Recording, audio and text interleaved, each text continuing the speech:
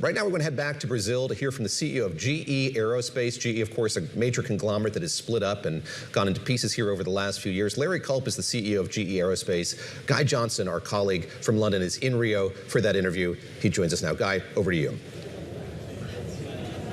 Thank you very much indeed. Yeah, Larry is here. Nice to see you, Larry. Thank you very much indeed for spending some time with us this morning. Let's talk about the here and now to start the conversation off. And we're in a situation where we've got a war that's having an impact on aviation. It's having an impact on fuel prices. What impact are you seeing right now at GE Aerospace as a result of what is going on? Well, Guy, first of all, thanks for the opportunity to visit with you this morning. And what we've seen really is nothing but a continuation of the strength that we saw through the first quarter of this year. Right. It's interesting because we thought we might see some change in airline behavior, but we really haven't. I look at spare parts orders on a regular basis. We were up 30% in the first quarter. We've actually seen those spare parts growth rates increase to 40% year over year.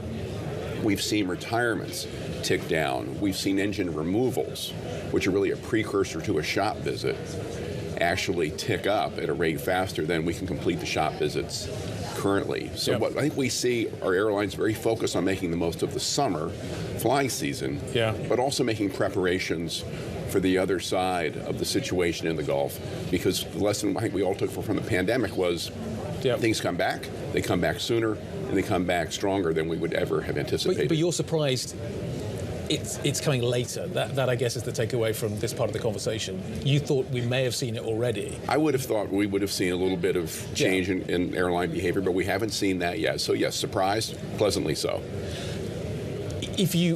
When it comes, and you start to see some effects of this coming through, does it start in the Gulf? Is there any hint at this point that maybe some of the Gulf carriers start deferring, start changing behavior? Is that where it begins and it spreads out? Well, I think the airlines around the world are being impacted in different ways. So depending on where you are geographically, the market segment you serve, you're seeing different impacts or looming impacts on your business. I mean, clearly we've seen a number of airlines that have adjusted their schedules over the next several months. So that's happening, but in terms of the interface that we have, again, both with respect to keeping the planes they have today in the air during this prize summer flying season, but also making preparation for the other side of the conflict, the airlines really have not changed the way they are servicing today's fleets and preparing to expand and modernize. But where do you think what does it look like? When it shows up, what does it look like? When we get through the summer, we get into the fall, into the autumn, what are the early things that we kind of watching the aviation sector, looking for clues that things are maybe starting to slow down or there's an effect? What do I look for in the industry? Well, what we're going to be looking for are those same indicators I mentioned earlier, right? What's happening with spare parts orders?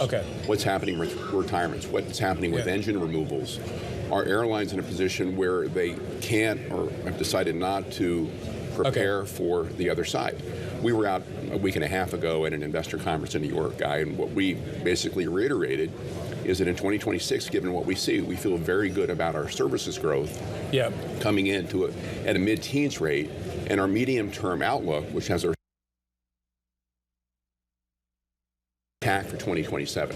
So I don't want to in any way suggest that nothing might happen, but from what we see right now, a hyper-focus on the near term and preparations for the other side. How do you get GE ready for that?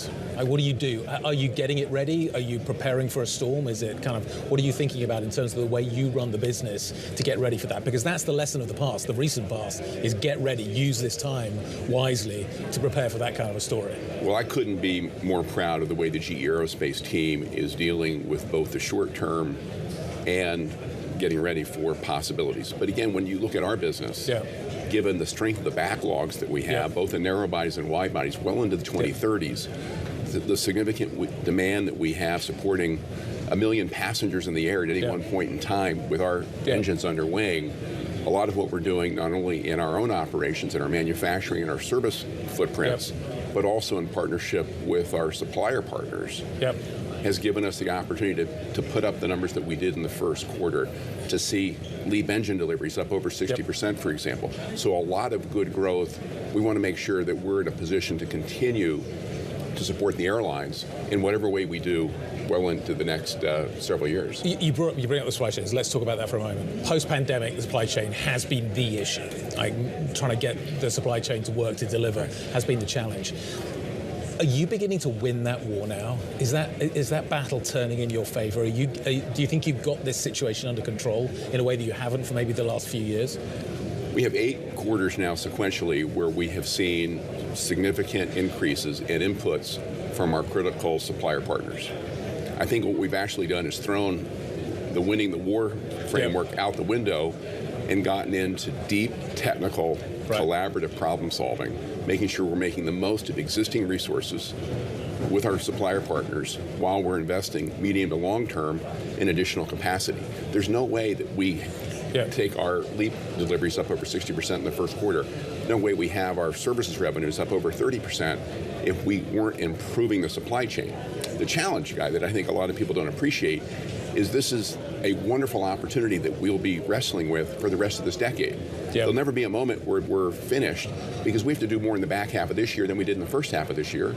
The same will be true in 27 and 28. That's the beauty of having $170 billion worth of backlog. Right? We know for the rest of this decade, we're going to need to get better in our own operations and in partnership with our suppliers. But if we're together, nobody wins. But if we're collaborating, everybody does. That sounds like you're winning. That sounds like you're in a much better place right now. In terms of competition, let's just talk about competition for a moment. You are in a good place right now. Scott Kirby at United's been singing your praises this morning, talking about you guys and the job that you're doing. He's talked less favorably about the competition, Rolls-Royce. Rolls-Royce is going through a transformation right now. It will emerge from that at some point. Does competition get tougher further down the road? When Tufan is in a different position, when he's got a handle on that business and a handle on his engines, does competition get tougher? Well, first off, I'm delighted to hear Scott's comments. We're celebrating with United 100 years of their operations and our partnership with them. Scott's a friend. We're focused on the airlines. Right? If we focus on the airlines and what they need, and that's the beauty of our business, Guy, we don't have a one-and-done transaction. We live with these engines from delivery for 20 or 30 years. And that is what I think enables us to make sure that whether it's a shop visit they need completed in the next 90 days or working with them with respect to delivering on their skylines, we're in a position to make sure we understand their needs and then turn around and do everything we can. And 2026, the year of what we call being more customer driven. Competition will do what competition does, but we're far more focused on our customers today. Okay. Competition may get tougher. I'm taking away from that, but you think you've got a handle on it. Is that the right interpretation? I'll let you and others talk about where our competitors are. Okay. I think in terms of the way our senior team and our board are oriented, let's be focused on the customer. Okay. Customer will lead the way. President Xi's coming in September to the United States. Should I expect big GE orders?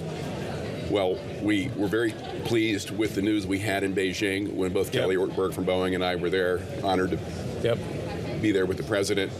I think the foundation was laid, the door is open, and there'll be a good bit of work over the course of the summer. There was an expectation that maybe that trip would have delivered more.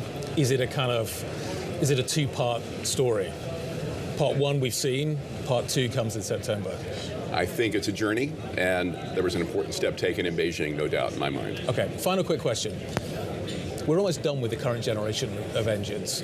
We are going to be moving on to the next generation of engines, which you see as being an open rotor kind of configuration with huge blades at the front of the engine. Many of the airline CEOs that I talk to at the moment say, let's just fix what we've got right now and make sure it works properly. What we want is reliability. What do you say to that in terms of what this next generation of aircraft engines will actually deliver? Well, we couldn't agree more. Right here we are in 2026. Our LEAP engine is still a relatively new engine. Our GE NX, our leading wide-body engine, still relatively new. Our GE 90, really the workhorse in the wide-body space, probably a teenager, not a mature adult. So these are engines that are going to fly for decades, and we are working to improve the durability and reliability of those engines. That said, we need to be investing in 2026 to be ready for that next generation narrow-body that may be 10 or 15 years out from where we are today. If we're not investing today, we're not ready then. We do think that the open fan architecture will allow us to address those reliability and durability concerns, Yep. as well as deliver the next breakthrough in efficiency and sustainability. So it becomes simpler, not more complicated. Exactly. And that's the technology breakthrough that allows us to do both. As my friend Jim Collins would say, to employ the genius of the and. Durability and efficiency. Larry, it's great to see you. Thank you very much indeed for spending some time with us this morning. Guys, back to you in the studio. Larry Culp, the CEO of GE Aerospace.